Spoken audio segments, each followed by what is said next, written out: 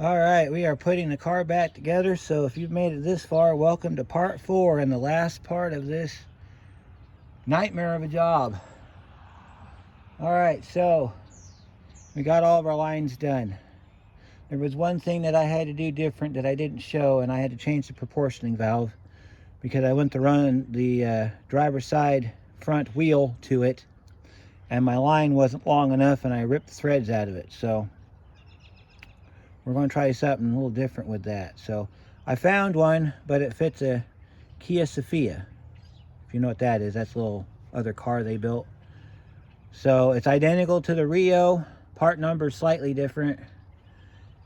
We're going to try it because otherwise we got to send this thing to junk because that piece is obsolete.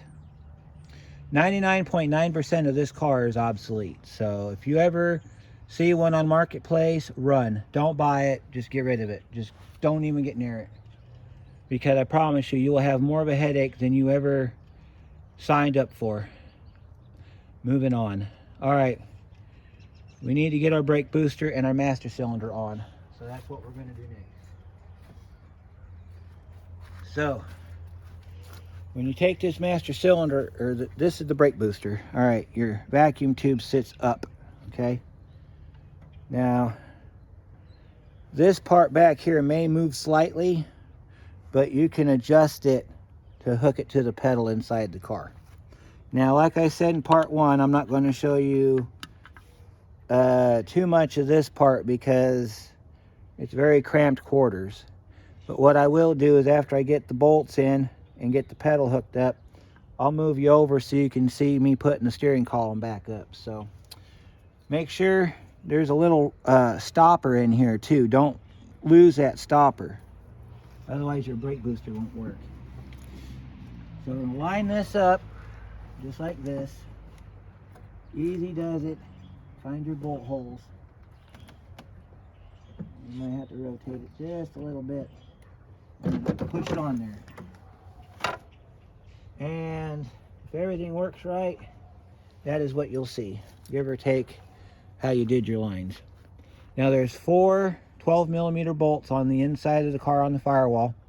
I'm going to go plug those into I'm going to go thread those on there and get them tightened up, and I'll be right back. Okay, I got you mounted in the back seat. You're looking at the steering wheel here. I just got the bolts, I don't know why I keep calling them that, the nuts tightened up for the booster, and I got the pin in for the brake pedal, and I got the little clip on there. So the next thing we need to do in here is get the steering wheel up and get the bolts in it, or nuts in this case, and then get the rest of that done, and then we're done in here, and then we got to go outside and get our master cylinder put on. So let's get going.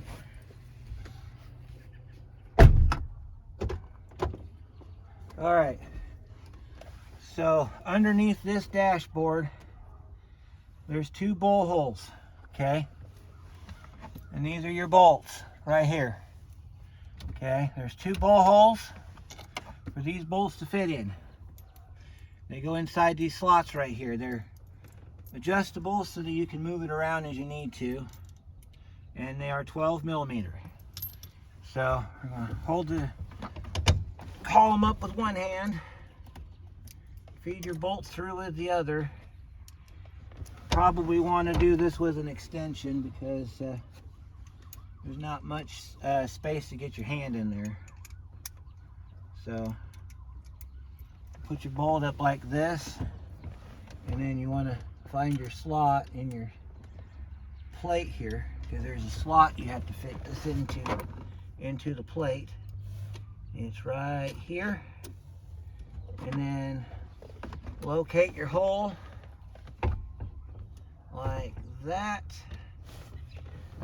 Maybe I might have to pull this top cover off so I can see what we're doing here.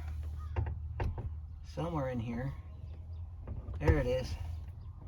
Hold it up with one hand. Get your bolt started with the other, but don't tighten it until you get the other bolt in. In case you have to move this around, you don't want to have to loosen it back up and everything. The other hole is over here on this side. You can move the headlight switch controls over to the side so you can get to it. And then you just want to find your bolt hole and go at it. This side's a little harder to do. I don't know why. Come on.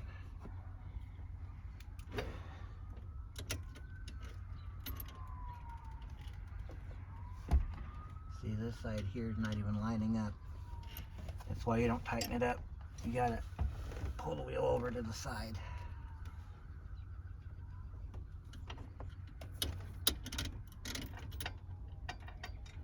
You can see the hole. And then you gotta, after you see the hole, get your socket on it, and then you gotta rotate the column so that you can get your thread started. See, I had to turn the column just a little bit, get thread started. And then you push up on it with the socket and turn your bolt in. And after you get it going, you proceed to tighten it down.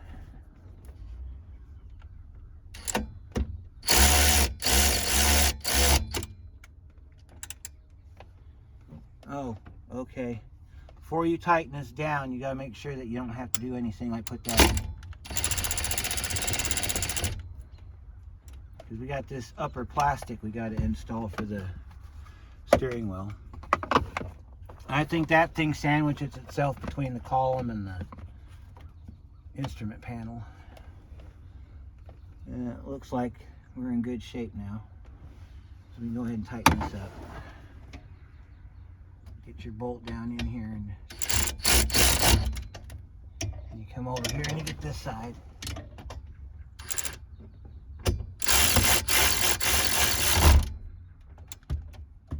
Pull it tight. Make sure you get your socket back. The steering wheel is tight. We got to put our cover back on the bottom now.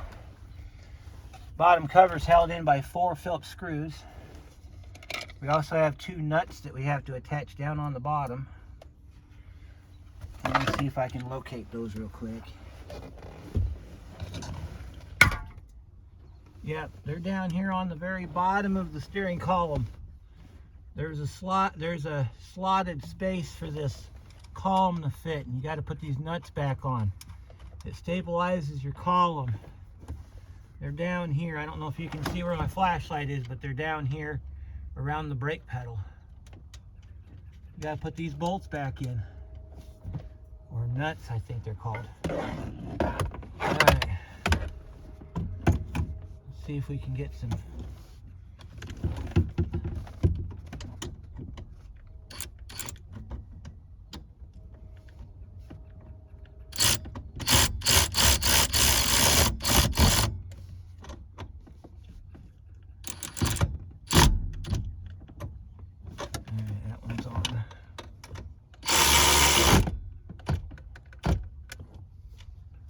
On, and that'll line up your steering column so that you're ready to go for the next step, which requires me to reach behind the camera and grab my Phillips screwdriver. We still got to put this cover back over this fuel tank and get the seat back in here, so got a little bit left to do inside. We'll get her done though, because we're on a roll now.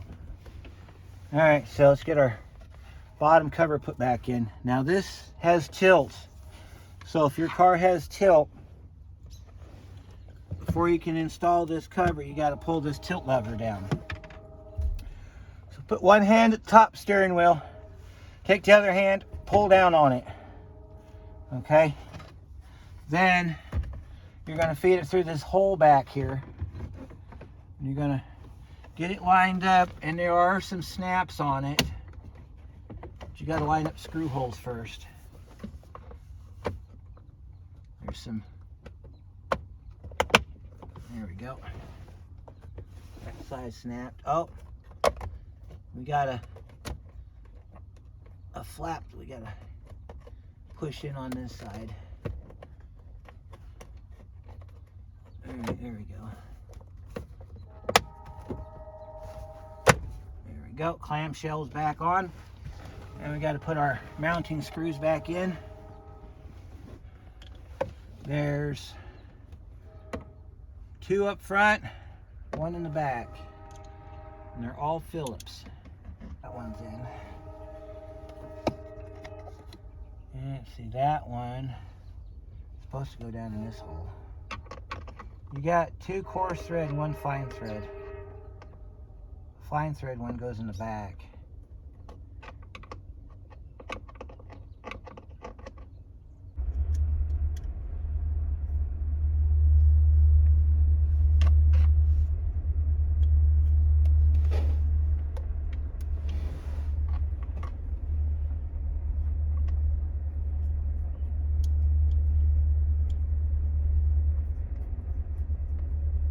Go. There we go. Now we're in business.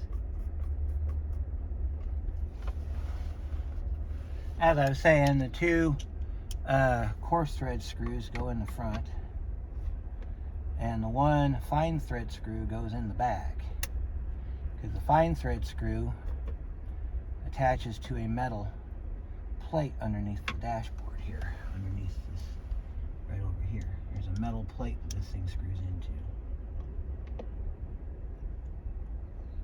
And you got to get it in just right or it won't go in at all. Like that.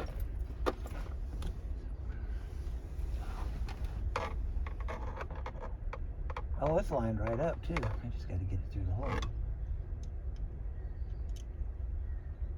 I apologize if the light's low. It is almost dark out. And I forgot to get my big light when I went in to warm up earlier, because for reasons I will not get into in this video. All right, we are done with the interior on the front. Now we need to relocate you so we can get the back done. So let's see what we're going to do here. I'll get you relocated so you can see what we're doing, which won't be hard to do because we're going to stay right here in the back. Move you over and do this with you.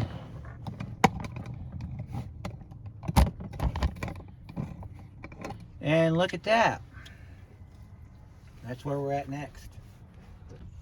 Turn some light on so you can see what we're doing here. There we go. All right, let's go ahead and flip this over. Make sure our fuel line's connected. Make sure all of our electrical is still connected from when we were in here earlier. And we'll put our cover down and we'll get our screws started here.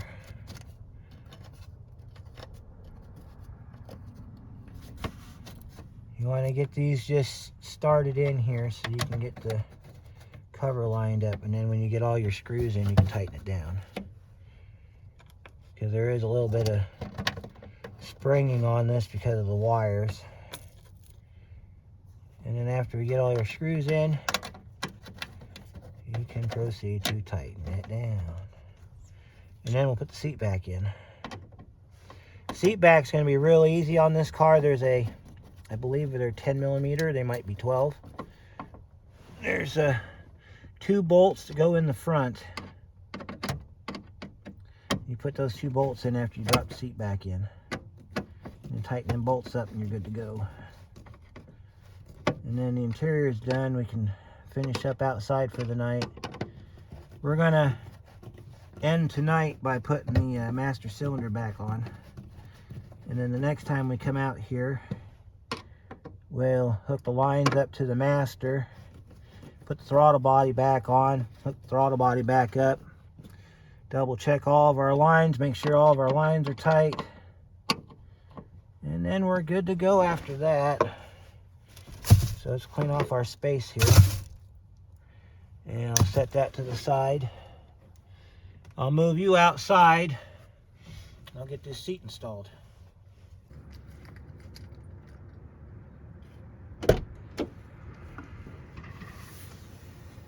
Alright, so let's get our seat installed.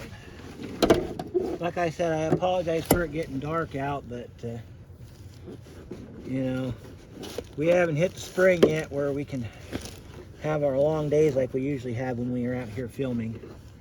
So bear with me, guys, bear with me. Alright, up in the front, I don't know if you can see it too well in the dark now. I'll get flashlight on it so you can see. Alright, down in the front, put the bolts in the door so I wouldn't lose them. You got these bolts right here. They go down here. And this is the same on both the Rio 5 and the Rio 4-door. The 2-door, I don't think they made a 2-door, but this exact same spot on both cars. Get your bolt out. See, I stuffed the bolts in the door so I wouldn't lose them. Tech tip of the day, always put your hardware back, especially if it's going to be a long-term job. That way you know where to look for them when you get ready to put the car back together. I'll come back through later. Oh, well, maybe not. Pull this seat back forward here so I can see. There we go. Oh, okay. I gotta stop laying on the seat. I'm bolting here.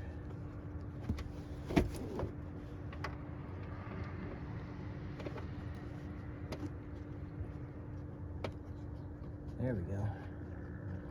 Also, be very careful when you put your bolts in too, because sometimes you'll develop them damn burrs and your bolt won't go in right. Back seat's in. Let's finish this day up and get that master cylinder installed. All right. I'm gonna tighten this up. I think I'm going to find a way. You know what I need to do? I need to find a way to mount my flashlight to the camera. That way you can see and I don't have to hold the flashlight.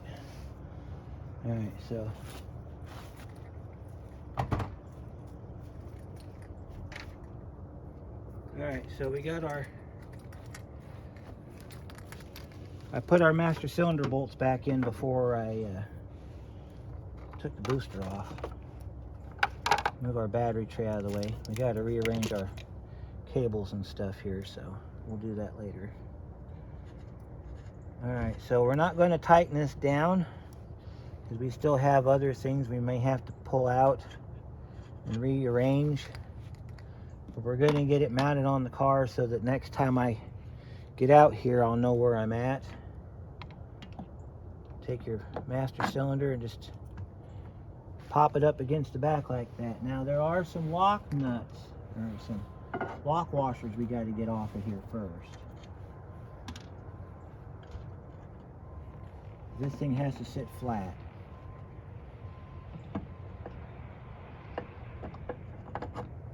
There we go. Lock nut on one side, or lock washers. They're lock washers.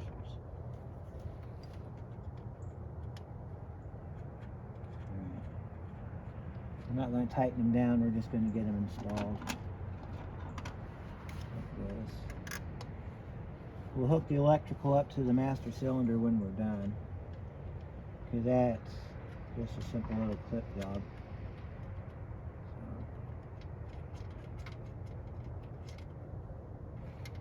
I think those are 10s. No, they're not 10s. But that's where we're leaving it. So we got this line here we got to hook up. We can do that now. Top line that goes on the back there, I'm going to have to remake it because I'll show you what's going on with it real quick, and then we're going to end it tonight. Show you what we got going on here. Alright, so this line here goes to the front of the master cylinder. That's all chewed up from people using. This is why you don't use regular wrenches on flare fittings. I don't know if you can see it too well. See that? And then this is what it's supposed to look like right here. So I got to build that line, and then we can put that together, and then that'll be that. So I'm gonna check in for tonight, and let's see, be a couple of days before I get back to it. So I'll see you when we get back here. Good morning, everybody. It is day 2. And we've got to start the day by repairing a brake line that we need to put on the master cylinder. And then we'll tighten down the master cylinder. And then we'll go through and we'll double check all of our fittings and make sure they're all tight before putting some fluid in the system. And then we're going to do a pressure test, which is I'll explain that in a little bit.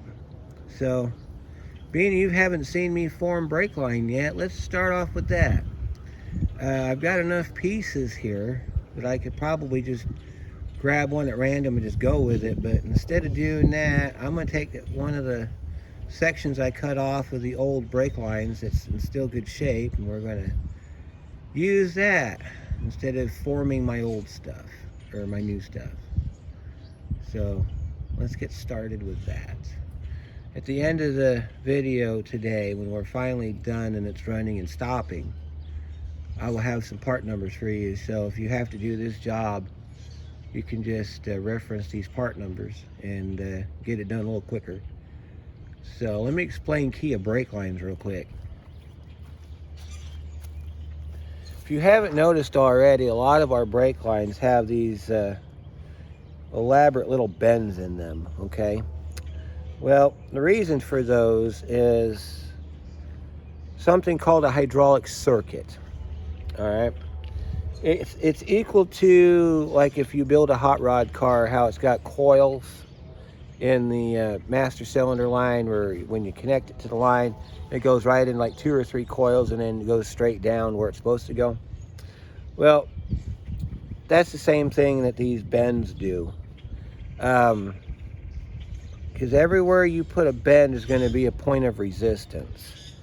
So what it's supposed to do when you put a bend in a line is when you let off on the brake, it holds a little bit of brake fluid in here so that you got faster brake response when you hit the brake, because it takes whatever's left in here and pushes it down to the wheel a little bit quicker.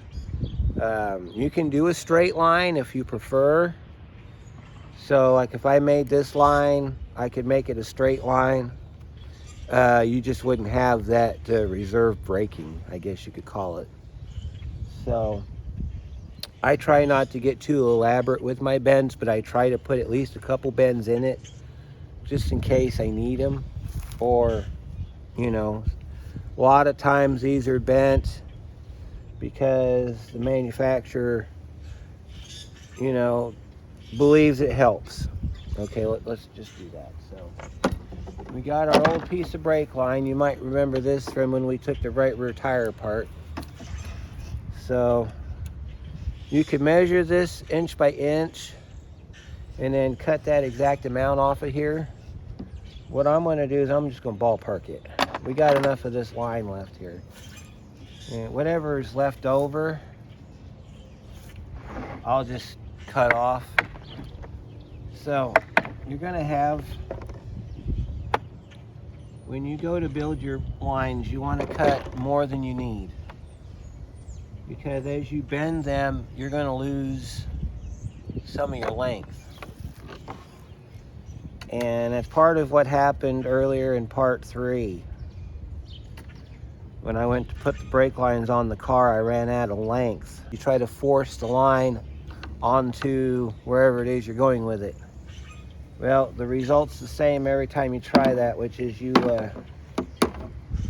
end up stripping out one part or the other. So, rule of thumb is you don't do that. if the line don't reach, you don't use it. Okay?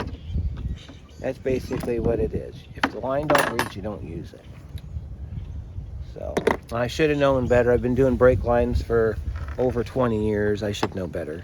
But sometimes you just get sick of a job and you just want it done. So you're going to cut corners and everything. Don't cut corners. Don't cut corners. Okay. Okay, so sometimes what you can do is you take your brake line, you get it as close to the end as you can. Sometimes you can take it, you can get it to stay put. You can use your other brake line and bend it over, see? Sometimes you can. Now what people might do is they might cut the fittings off, okay?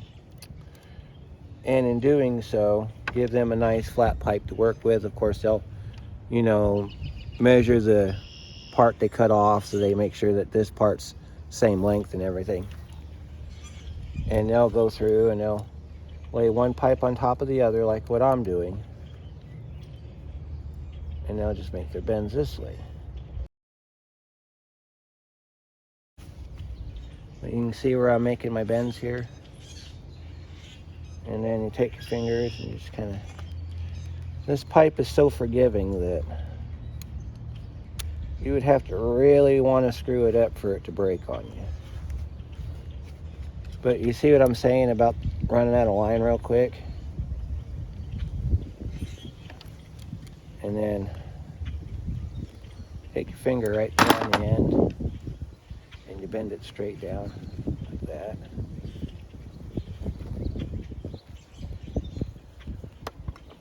Close enough for me.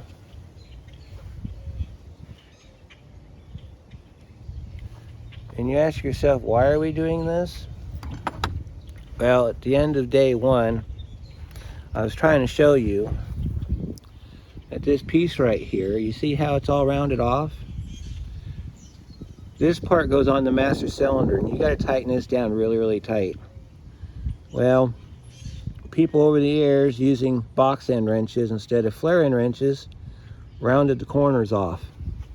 It's supposed to look like this, where it's all nice and uniform and perfect. I know in the future I'm gonna have to tear this car apart again. Why? Because it's just my luck. So being that I have to do this again later on in the future, I want to make the job as easy as possible. So it's just easier to make a new line than to have to fight with this every time I have to get the master cylinder off. So we got our new line built. We can test fit it. I'll show you how we test fit it. Of course, when you go to put it on the car, it'll be a little bit easier, but all right, so we have an empty port on the back of our master cylinder. This piece here goes on the back like that, and comes up front, goes on the end like that, okay? Now I already know I'm gonna have to make my bend. I'm gonna have to twist that over. So, but the point I'm getting at is that my line reaches, okay? As long as my line reaches, I'm in good shape, because if I need to, I can twist this end any way I want to. I can twist this end any way I want to. If I need to pull this bend out for some reason or push it in for some reason, I've got plenty to do that with. That's the whole point here. So let's go back to the bench, and I'm going to get some fittings together. We're going to do some flaring, hopefully for the last time. And we're going to get some sockets together, and we're going to start putting this, finish this car up. Okay, got us a couple ends we're going to put on this piece of line. So the flare that we're using is 4.75 millimeter ISO, so it's a European fitting, or Asian fitting if you want to. It's a metric bubble flare. So there's our die and our adapter tool. This makes a really good bubble flare too. So, and it's a whole lot easier to do on the car. The other thing we need to do when we pressure test the system, and let's talk about that while I'm getting set up here. When I say pressure test the system, this is what I'm talking about. Before you go and bleed the air out of the lines, you need to make sure that the lines are actually stable enough to be bled. So you'll hook your lines up to your car. Then you'll do a preliminary check on your lines to make sure that everything is tightened up. And then when you pressure test your system, what you're doing is you're just filling the system full of brake fluid. You're pumping your brake pedal. I don't care if it's got pedal or not, because what you're doing is you're taking a completely dry system and you're introducing fluid to it. Okay? When you do that, you're gonna fill the system up. You're gonna pump the brake a few times. You're gonna get out. You're gonna check your fluid level. Your fluid level should drop because the lines are dry. Okay? So then you're going to add some more brake fluid to it, and you're going to get in the car and you're going to do this again. All right, the goal behind this is to make sure that you have all your lines full of fluid. After that's done, then you're going to get out of the car. Everywhere there's a joint or anything that you touched, you're going to go back down through the car and you're going to make sure that there's no leaks. Okay? If there's any leak, you're going to just tighten up the fitting that's leaking until it stops leaking. Okay. Brake lines are they're pretty decent. I mean, as far as, you know, tightening up, getting the leaks out, a lot better than, like, say, fuel lines or any other hydraulic system. So after you got your system pressurized and you've confirmed all your leaks, then you're going to go through and you're going to bleed the system after you've confirmed that the lines are all done. You know, you're going to start at the proportioning valve. You're going to work your way down to the wheels. If your proportioning valve's leaking, then you tighten it down. If your master cylinder's leaking, you're going to tighten that down, and so on down the line, and just go from one end of the car to the other end. Okay. The only wheel we don't have to do this on is the right front wheel, because as far as what we did on that was just unhooking it from the proportioning valve. So if the proportioning valve's tight on that wheel, we can move on because we didn't change the line on it. But we got to check both ends on the left front wheel, we got to check both ends on the left rear wheel, and we got to check both ends on the right rear wheel. So that's how you pressure test a system. And then you bleed the system out, and once you got a solid brake pedal, then we can start putting the rest of the car back together. We got to get our scraper out, and we got to stuff off the bottom of the throttle body, and then we can get the throttle body put back on and then start hooking up our connections we took loose. The connection for the mass airflow sensor, I do have a clip for that finally. I got one off of a Hyundai Accent last time I was at the salvage yard. And this is what you want your flare to look like. See that? Nice and uniform. Now on the original flare, it has a little bit of a shoulder to it. That will do just fine. So if yours does not look original to the car, it won't, because the only way you're going to get that is through a factory die. So don't beat yourself up if it doesn't look the same. As long as you have that fitting on there, regardless of, you know, Now you can smash it a little bit more and probably get it a little bit better if you want to. Just don't go nuts with it, because what will happen is that die will crack the line, and then you're cutting that off and starting over. I've split enough lines in my day to know that is not the way you want to do this. So, good news is, with all the bends we have so far, it's given me enough room to get my flares on. So,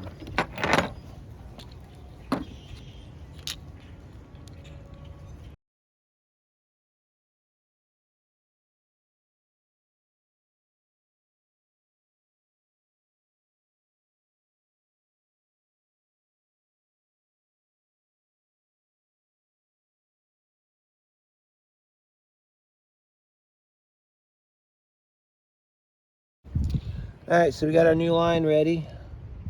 Let's find our line wrench in our toolbox here.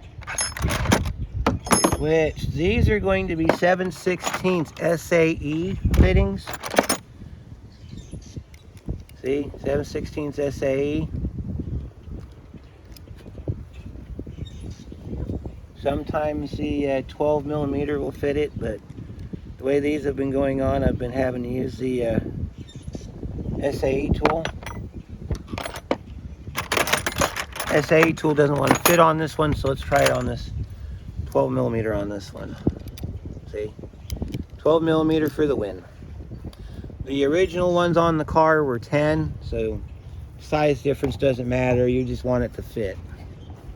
Alright, so we're going to hook it to the proportioning valve first. So, I'm going to get you zoomed in there so you can see that.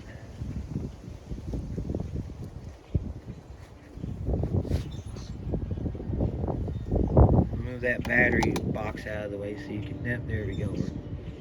Right there. Move that battery tray out of the way so you can see what's going on here.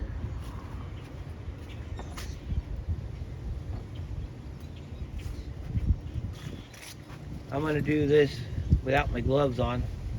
That way I can feel that if it goes crossways, stop it before it becomes a problem. And we're going to route this. Let's route this above the throttle cable here. Only because I'm not sure where this is going to land when we're done. I'm pretty sure that they made provisions for this, like doing it like that. So, well, we can do it that way, I guess.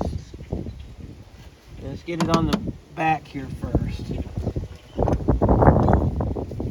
want to make sure not to tighten this up until this end's on the car.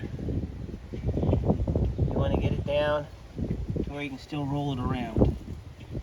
And let's go ahead and do that with it since that's where it wants to go. See that? That is why you loosely put your bends in. That way you can move this around.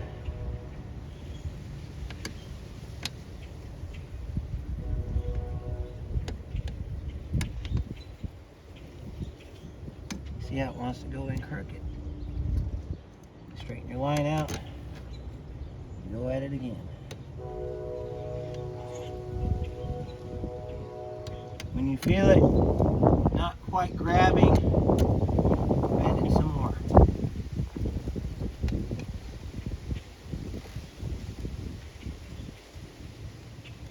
When you feel it positively engaged and you can see that fitting end start to draw down into the car, then you know you got it. Like right there, I felt it catch. When you get it down where you can't use your fingers no more, then you get your flare end wrench out and you finish tightening it down.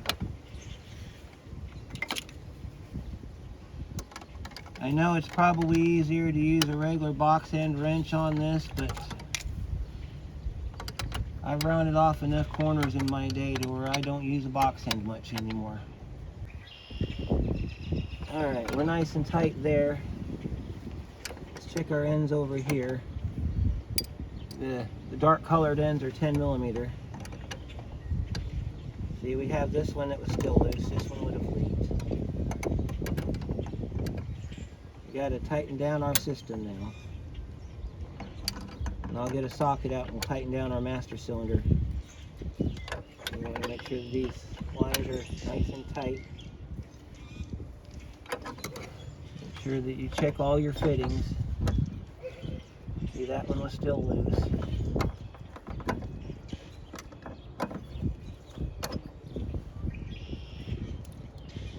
Alright, and then we're going to go over here. We're going to check our right front wheel. That one's good. Then we got to switch wrenches so we can get to the other ones. Got to move our throttle body out of the way so we can get to the the proportioning valve here.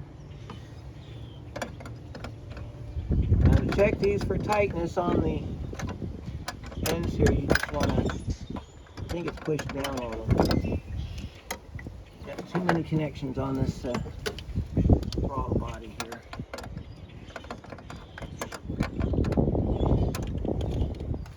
That's tight. Tightening up on the driver's side, you want to pick up, and on the other side, you want to push down. And then we want to check our two on the bottom here, which is going to be hard to do.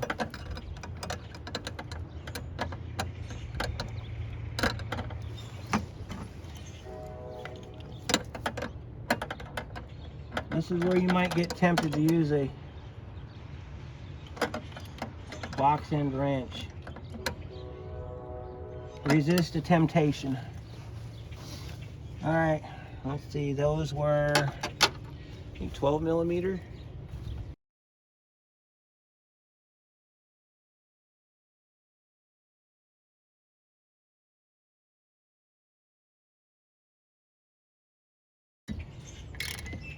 So, as far as bleeding the car goes, we have to hit all four wheels. So you'll start at the right rear. Then you'll come over to the left rear. Then you'll hit the right front. And you'll finish at the left front, which is the driver's side front wheel. So you can do this with a vacuum bleeder. You can do this with my little vacuum pump that I've got. You can do it with that. You can do it with another person, or you can do it with just a bottle and a piece of hose. But any way you look at it, you gotta get this system bled. So let's go get some brake fluid. Put some fluid in here. We'll do some preliminary checking around the master cylinder to make sure that the master cylinder is gonna hold fluid for us. And we'll start checking our lines and getting ready to bleed the system. So I'll be right back. All right, let's put some good old .3 in here.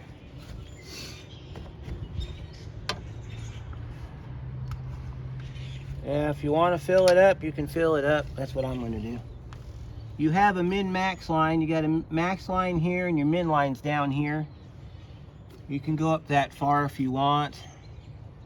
Probably a good idea if the system doesn't use a lot of fluid.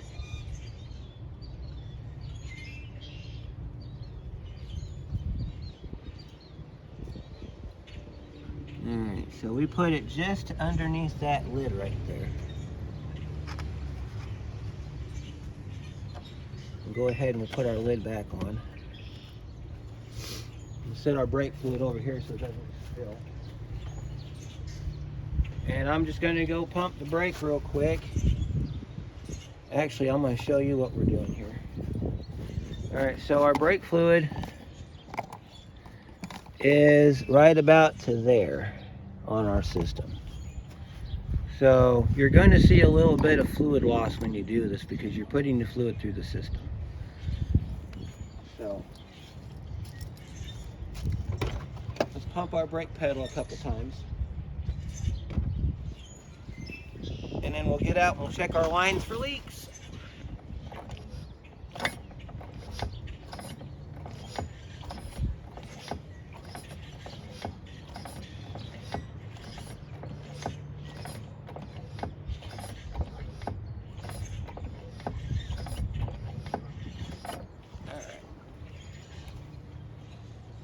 Pumped it about 10 times. Let's check our proportioning valve, see if we're leaking. Now I'm going to take you off the pod and we're going to walk around the car. All right. Valve looks dry. Let's check our master cylinder. And master cylinder's dry. Let me see if our fluid dropped any. Yeah, our fluid dropped quite a bit. As you can see, we're going to, before we add any more fluid to it, we need to check our wheels, make sure our wheels aren't leaking. So we're going to start back here at this fitting. Check this fitting. I don't think we can see it too well from under here. Yeah, you can see it right there. Fitting is dry. Okay, so left rear wheel, check. Let's go check the right rear wheel. Right rear wheel might be a little bit harder to see. There might be a space between the body and the tire here for us to look. Yeah, you can see it right in there. See it right in there? If my camera will focus. It needs the forward focus, come on.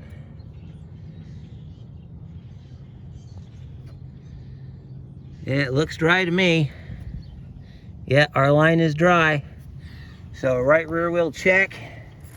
Let's go check our front tire. Our driver's side front wheel. Make sure that brake hose isn't leaking.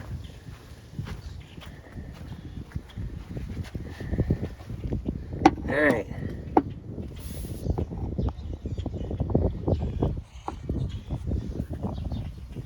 Brake hose. Take your finger in there and don't feel nothing. Brake hose is dry. So our system is sealed.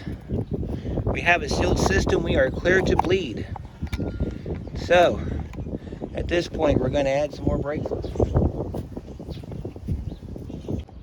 All right, so brakes bled. Had to put a little bit of vacuum on the left rear, but sometimes if you're using old line, because there was a little bit of old line left on there, you may have to do that. So moving forward, we got to get our throttle body back on our car. In order to do that, we got to get it flipped upside down, get the rest of this gasket off of here. So I got my scraper out. And just get this dead gasket off of here, like that.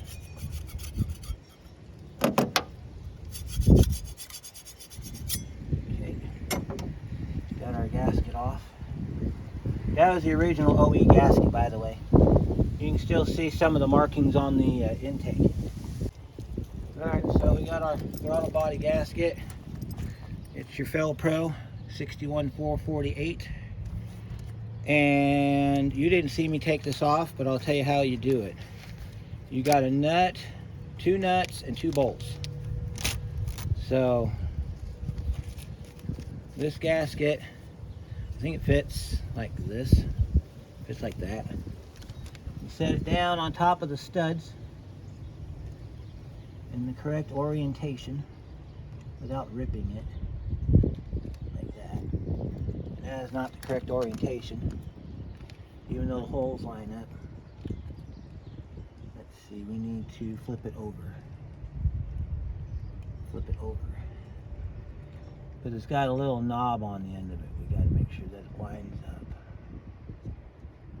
There we go. Gasket's installed.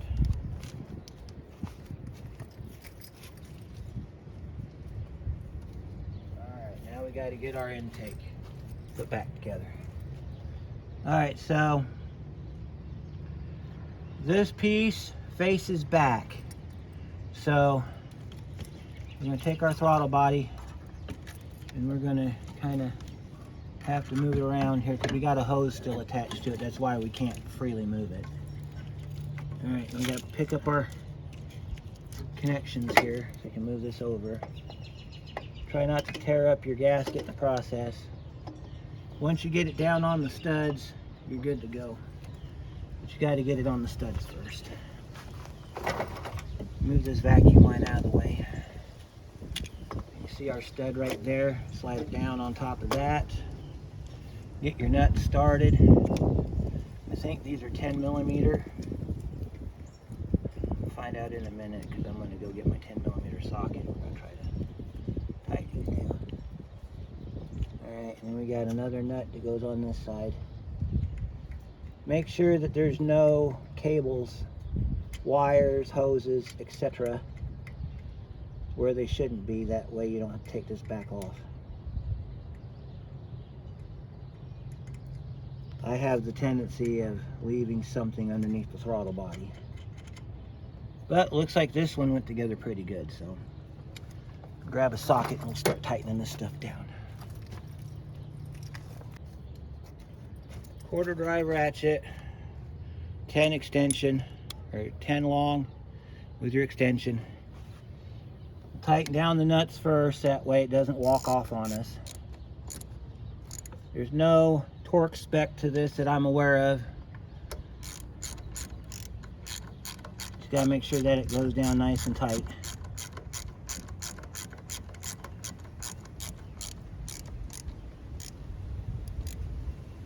And then you'll notice that the accelerator cable has a connector similar to that on a Ford, where it's just a quick connect. We'll put our bolts back in our throttle body here. Bolts are 10mm. After this is done, then we can start hooking our hoses back up. And then of course I got a retainer clip for that line that goes on the mass airflow that I lost a couple years ago. Alright, there's that one. This one here goes to our mass airflow sensor, and I have the little metal clip that goes in there, so we won't worry about that. Hook your accelerator cable back up, pull it till it clicks. There you go. Alright, throttle body's hooked back up. Alright, so we got some clamps here we got to install. Alright, this here is a kind of a snorkel tube. Fits down on top of the throttle body and completes the link. It's kind of like a spacer, if you will. And just got to make sure that our clamp's facing the right direction so when we tighten it up. And you might notice that there's two different sizes on clamps here. So you have a short one and a big one, see? So you just got to make sure that your clamps line up. We're going to make this easy on ourselves. We're going to push this down like so. Well, actually I think we got to rotate it because it doesn't fit quite down. Yep, there we go. Make sure the bottom side faces down, the smaller of the sides faces down. Otherwise it won't fit properly. The other part goes on the air cleaner. And then you want to shove this down on top here. It's going to be a nice tight fit. Should be anyway. There we go. You'll feel it drop. Turn your clamp where you can get your socket on it. Come in from the side here and tighten down your clamp. If you don't, you'll have a vacuum leak and a code will come up for excessive air in system or some crap like that. We got to make sure we have all of our clamps in place too. I see a clamp right now I got to move. I'll do it here in a minute. Alright, that's nice and tight. We got to pull this clamp up, so let me grab my pliers and we'll pull that clamp up.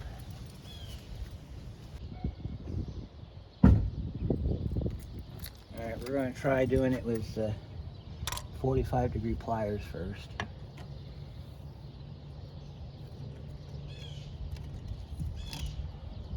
Oh, look at that. On the first try. Look at that. That's why I bought those. You can't always get your channel locks in there, but you can always get a pair of needles in there. This hose hooks here. That's for our PCV system.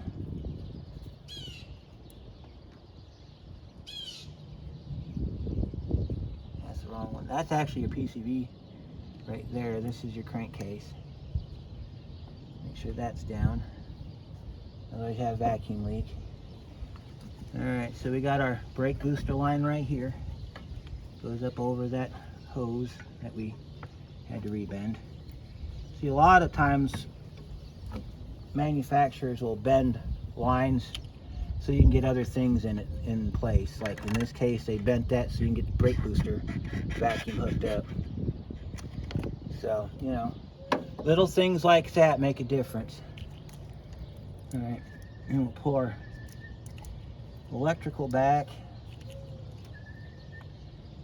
because we got to be able to get our air box on top. This little clip right here, I'm going to zoom you in so you can see how that works. All right, so we're going to move you over here, and then I'm going to zoom you in on that little clip. That little clip regulates your brake light. And let's see if I can get you in as far in as I can go with you here, so you can see that little connector. All right, that's as far in as I can go. All right, so this little connector right here, okay, it's got a little notch right there, and then you got a little lock down here. This is the actual lock right here on this thing. So over here on the side, we have our connector here. So the way this plugs in is it plugs in like this.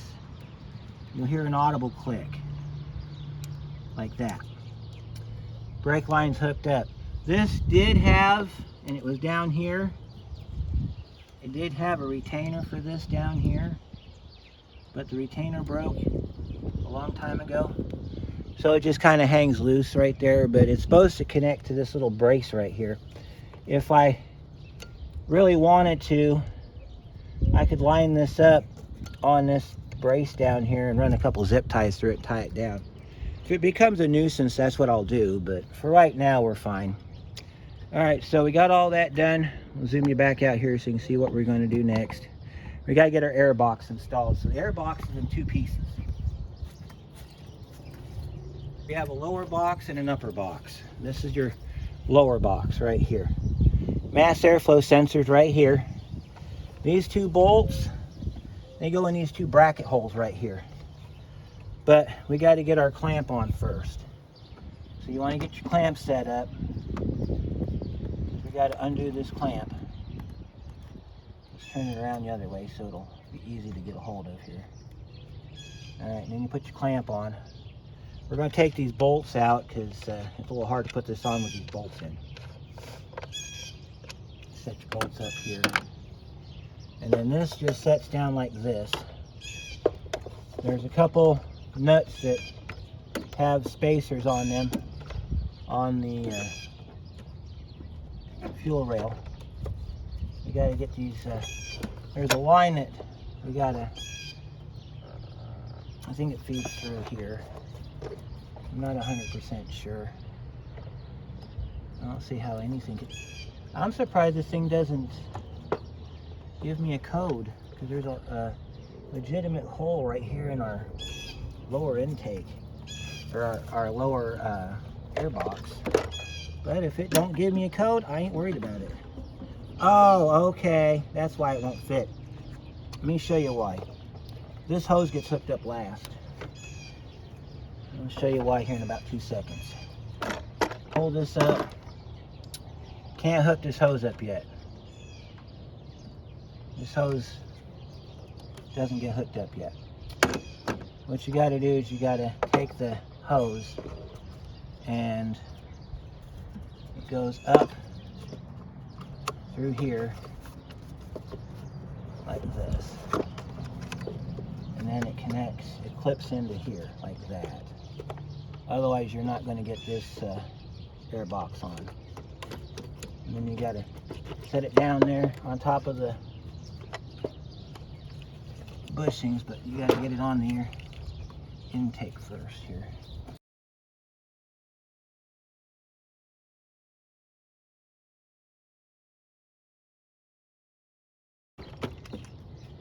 All right, let's see what we can do here. We got to get this thing on the air intake. There we go. There it goes. And if you did it right, your bolts will line up on the back and they'll line up on the front. Don't tighten that clamp up yet. Wait till you get your hardware in first, then you can tighten the clamp up. because you're going to have to move this up and down a little bit to get these bolts back in. Now, if you have a photographic memory, then you'll know which bolt goes in the upper and which one goes in the lower. If you don't, you're just going to have to do it by feel. This is the upper bolt right here. And you got to wiggle it until, sometimes you can pick the air box up and you can look down in here and see if your threads are coming through or not. Matter of fact, I'm going to move this air filter out of the way.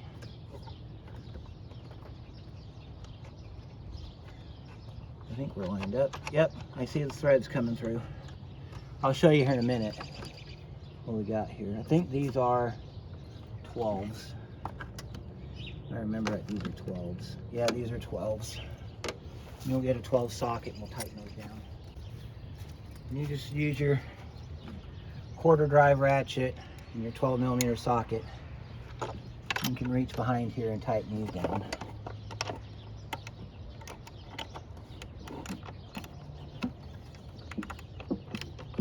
Don't tighten them down all the way though, because you got to get that other bolt down in there.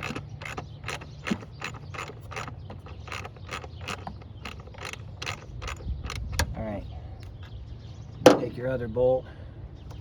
This one's a little easier to get to because it's right here on the back corner. You don't have a bunch of stuff stabbing you in the hand.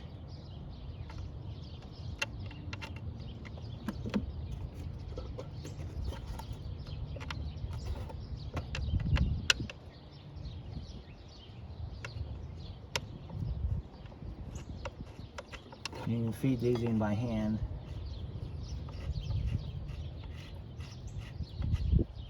Alright, I'll show you the awesomeness here in about 2 seconds. Let me get these nuts on the top. If I ever do get an emissions code because of that hole right there, I'll just come back through with some tape and tape it up. Or we'll make a nice little block off cover for it. Or if we can find a rubber grommet, rubber plug that'll fit in there, we can do that too. As long as we get the hole sealed up so that we don't have a leak, because what that would be, that'd be a gross leak on the air side. That'd be telling that mass airflow sensor we're getting too much air. Now you can tighten them nuts up after you get the bolts in because everything's back together. But let me show you why I took the air box apart, or took that out.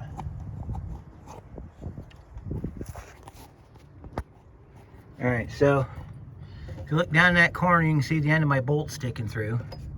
And if you can see in there, you can see the other end of my bolt sticking through.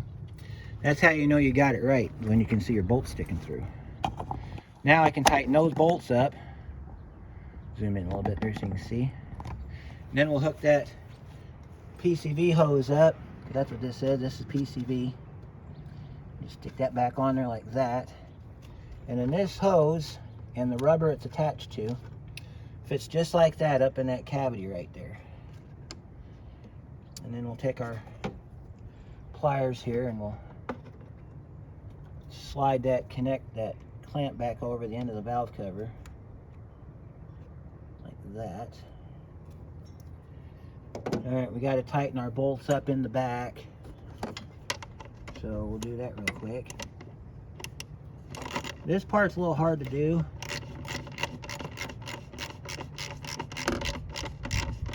But if you don't tighten this up, it'll rattle.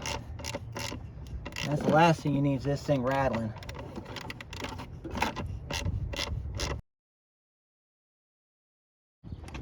Alright, we'll put our... We're just about done here, folks. I got to go inside the office and go pick up a clip for that mass airflow sensor line, and then we can put our snorkel tube back on the front, and I can go get the battery and we'll see if she'll fire up. So we're on the home stretch here, everybody.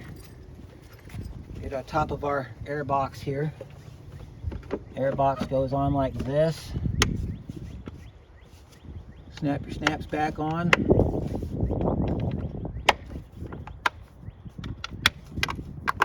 Alright, air box is back on. Let's go. Let's see, we can tighten up that clamp now. Before we forget, we need to tighten that clamp up. So to get to that clamp, we just go underneath the snorkel tube opening there. Our clamp sits right there. Now this thing will make a physical fall. You'll feel it fall into place if it's incorrectly. If it's not incorrectly, because sometimes it'll catch the side of that rubber and it'll try to peel it inward.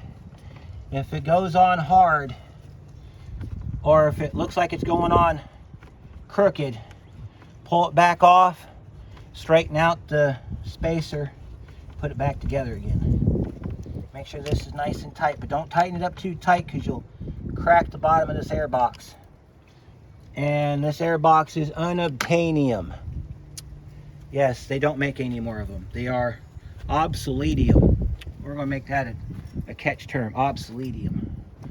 So, all right, now we need to get our snorkel tube put back on and our air inlet. Then I can go get the battery. So let's get that done next. We also have an engine cover to put back on, but I'm not worried about that right now. That's like last day stuff. So we got our, this is our air inlet right here. So this goes with the lettering facing outward. So we have a bolt that goes in there. This goes in, there's a nut over here on this side. And then this sits down like this. You see what I'm doing here? All right, we're down here now, kids. Back it up so you can see what we're doing. I'll zoom back some more so that you can see everything. All right, so we got a nut down here. We got a bolt right here. And then there's a short little snorkel tube that attaches it right here. So put the hardware on, but don't tighten it up, because that snorkel tube, it's a little hard to get in place, even though you should be able to take it off without having to do too much to it. And I might have the bolt wrong in that hole. We'll find out in a minute, because I think the bolt no, I think that's right. I don't know, don't care. It fits, that's all that matters. And this, my friends, is your snorkel tube. Try to line the clamp up with that impression right there. Rumor has it it'll seal better. I don't know that to be fact, but it does make it easier to get your to your clamps. Kia logo, if you have the original air inlet, Kia logo goes up.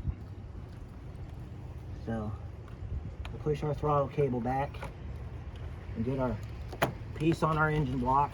See, that's why you don't tighten that up yet, because this thing's going to move on you. You got to get this clamp. I'm going to loosen this clamp up so I can get it on the end of the hose. There we go. Clamp goes on.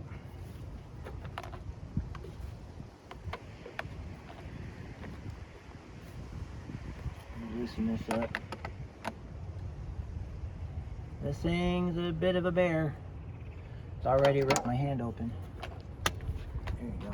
Make sure your clamp's loose enough to where it'll slide on there, and then we can tighten the clamps down.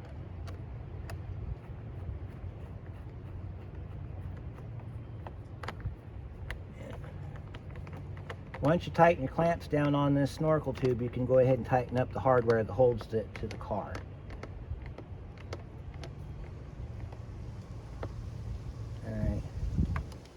Tighten it up enough to hold it, but you're not going to get it super tight because this is molded plastic. This ain't regular OSB or ABS plastic, it's molded plastic. So it's not as strong as like that. So it's not going to, you know, do too much as far as tightening goes. What you may end up doing is oval shaping it. And yes, that's a term. That's where you go to tighten something down, and instead of it going round, it goes oval like that. So, all right, now we gotta go through here and tighten up our mounting hardware to our fan motor here. We're not gonna put too much tightness on it because it's Now that's a 10 millimeter bolt, so we're just going to put a couple twists on it, just make sure it stays put. You don't want to wrench down on that one because it sits inside that plastic. It'll break that plastic right off. Then you're really in trouble.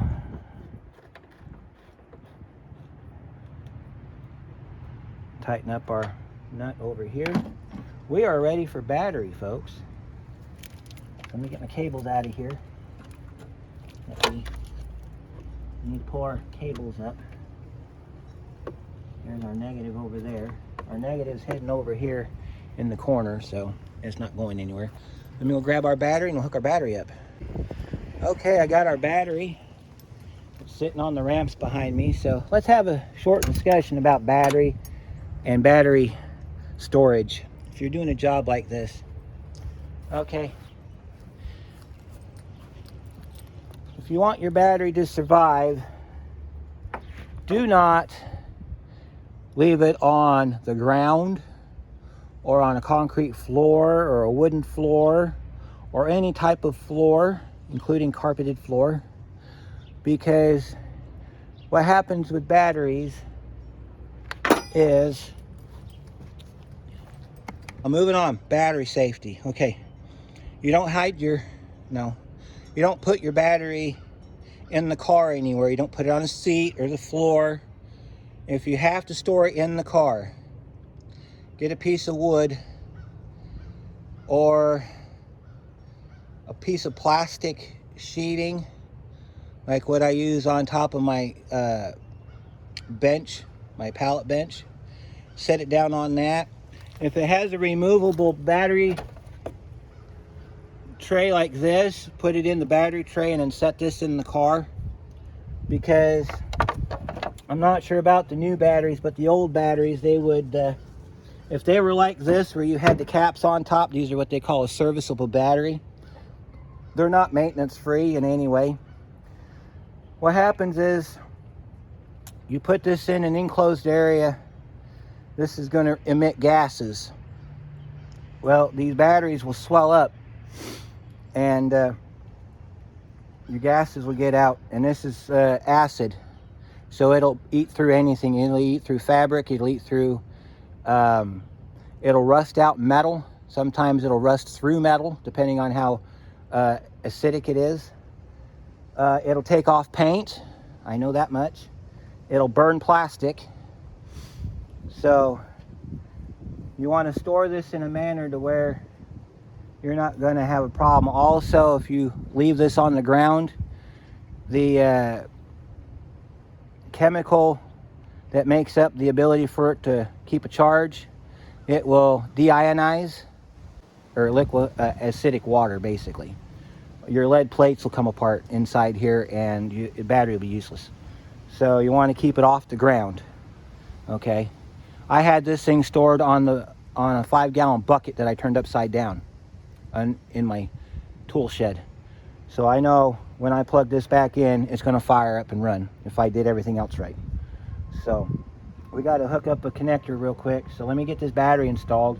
Then we'll hook up our mass airflow sensor, and then we'll kick this puppy up and see what happens. So this battery goes like this. Goes down in here like this. Make sure that it sits down all the way. If yours has a handle on it, push the handle all the way down. And then you want to put your battery tie down back down. You got a couple little retainers that hold this in down under the bottom here. Just kind of run your hook down. Put this over on this side here. And this will hook in just like that. And then you got another one on this side. Alright, well this one wants me to go through the handle, so that's acceptable. You can go through the handle if you need to. So we'll pop it through the handle. And then we'll hook our hooks down on our battery here. Make sure they're facing opposite each other, that way they hook down properly. So if the outside one's facing this way, inside one faces that way. And then you want to push down on it. And then if you can move the nut down by hand, you can do it that way. These are, I believe, 10 millimeter. Yeah. I'll have to get my deep 10, which I think's over there. You want to get these down like that. And then this one here, hold it up, tighten it down. And then we'll take our 10 millimeter here. We'll put it on the end of our bit driver here. Tighten down our hold down. I'll show you here what I'm talking about by the hooks facing opposite directions here in just a second. Tighten these down nice and tight, just not too tight. Push these down too tight, they'll put pressure on that battery case, and then you're gonna have problems with it charging. That, and then depending on the metal in your car, it could also rip them clips out. So I'll show you what it looks like here when you get it all done. All right, so our hook down there is facing out. So if you look down here on this side, our hook's facing in. See down there, our hook's facing in. That way this is nice and secure. And then we can push this down like that. All right, now we're gonna hook our battery up. Make sure that you have no electrical turned on so you don't have any sparks. If you have like a little bit of corrosion on here and you got you some baking soda and water, you can go ahead and clean that up. It's not a whole lot. I've got worse on my truck. So I'm just gonna go ahead and do this. Hook the positive up first. Just like that, push that down. And then we'll get our 10 millimeter socket here and we'll tighten up our positive.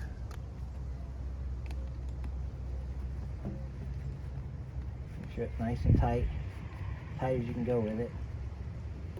Take your cable and see if you can wiggle it, and you can't, so put our positive cap down on top there. If it'll fit, sometimes they will, sometimes they won't. Now this negative, because we didn't do this ahead of time, we gotta feed this underneath the air inlet, so that's how you do that. And then you set this down on top. Make sure it's down nice and tight like that. Make sure you hold your cable steady. Now, if yours has the black top, you can go ahead and cover that up. If it don't, you'll be fine, because there's this under hood carpet that'll keep it from shorting out. Clean out your little ridge over here on the side. Make sure you get all your tools picked up. All right, got my clip here. This little piece right here, if you ever have to take that air box off, you got to pull this clip up to get the connector off. Try not to lose it. I don't even know where it went. It just disappeared on me one day.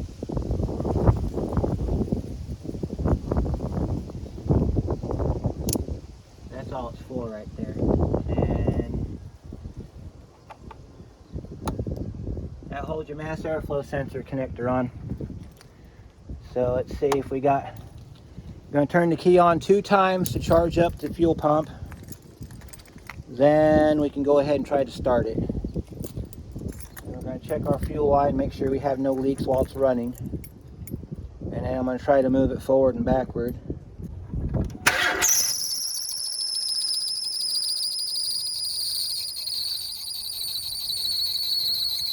Alternator's locked up.